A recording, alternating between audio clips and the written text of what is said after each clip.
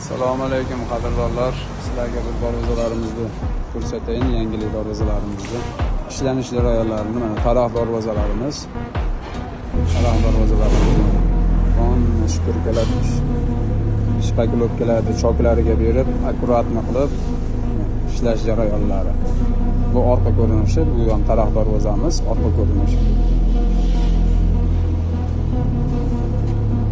Nalishkalari bilan seximiz.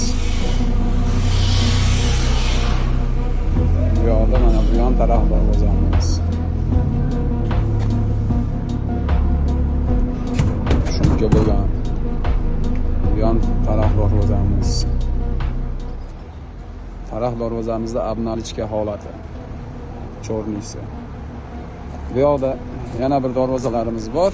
Samarqand fason darvozalarimiz. Farah Baruza and Ada Lazim info.